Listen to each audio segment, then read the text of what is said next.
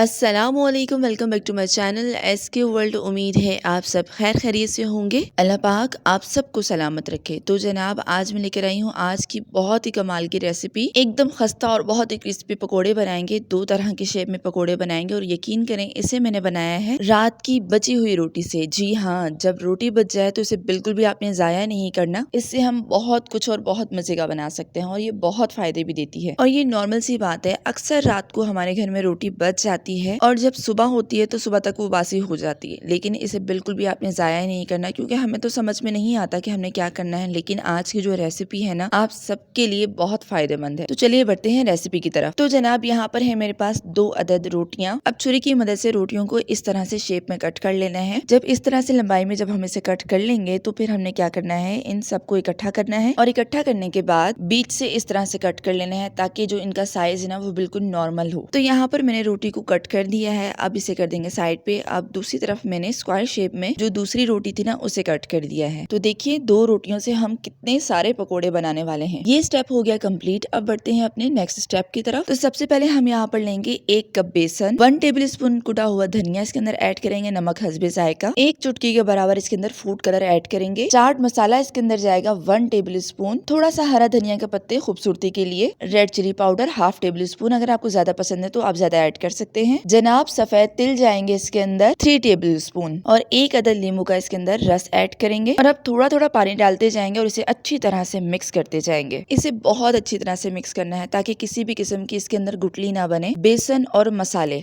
हर चीज perfect mix होनी चाहिए। इसे बहुत पतला नहीं करना, बस इतना थिक रखना है कि जब हम इस बैटर को रोटी पे लगाएं तो फौरन से बैटर उतर ना जाए, यानी कि आपने इस बैटर को थोड़ा सा थिक रखना है। अब रोटी की पीसेस को उठाना है, 1 बाय 1 करके बेसन के इस घोल में अच्छी तरह से कोट करना है और उसके बाद ऑयल में डालते जाना है। ऑयल को मैंने पहले से गर्म करके रखा है। रोटी के इन पीसेस को एकदम से सारा का सारा आपने बैटर के अंदर नहीं डालना, वरना ये टूट जाएंगी। एक एक करके उठाते जाना है, बेसन के साथ कोट करना है और उसके बाद ऑयल में डाल देना है। ऑयल को मैंने पहले से गर्म करके रखा था, तो इसमें हमें इसको मजीद ज्यादा पकाना नहीं है और जैसे ये पकती जाएंगी ये ऊपर की तरफ आने लग जाएंगी। फिर इसकी साइड चेंज करते हुए आपने तब तक पकाना है जब तक इसका प्यारा सा कलर ना आ जाए। तो देखिए इसका बहुत ही प्यारा सा कलर आ गया है और ये एकदम से क्रिस्पी बनके तैयार हो गई हैं। अब इसी ऑयल में मैं दूसरी शेप के पकोड़े भी इसी तरह से फ्राई कर लूंगी। देखिए जैसे ही मैं इसको ऑयल में डालूंगी तो थोड़ी ही देर में ये पकने लग जाएगी और एकदम से ऊपर की तरफ आना शुरू हो जाएगी। जितने पीसेस इसके अंदर आसानी के साथ आ सकते हैं एकदम से डाल दें। हमें ज्यादा नहीं पकाना, बस इतना ही पकाना है कि इसका खूबसूरत सा कलर आ जाए, यानी कि रोटी जो है वो तो परफेक्ट पकी हुई है। अब जो बैटर हमने इसके ऊपर लगाया हुआ है बस उसको पकाना है। 3 से 4 मिनट लगेंगे इसे इस तरह से पकाने के लिए। 4 मिनट हाई फ्लेम में आपने इसे पकाना है और ये फौरन से रेडी हो जाती हैं। तो बस साइड चेंज करते हुए इसे पकाते जाना है बहुत ही कम टाइम में और ये बहुत ही जल्दी बनके तैयार हो जाती हैं। इस रेसिपी को आपने जरूर ट्राई करना है और मुझसे शेयर करना है कि आपको ये रेसिपी कैसी लगी। तो जनाब दूसरी शेप के जो पकोड़े थे वो भी बनके तैयार हो गए हैं। अब इन्हें निकाल लेंगे जल्दी से और बढ़ते हैं अपने फाइनल लुक की तरफ।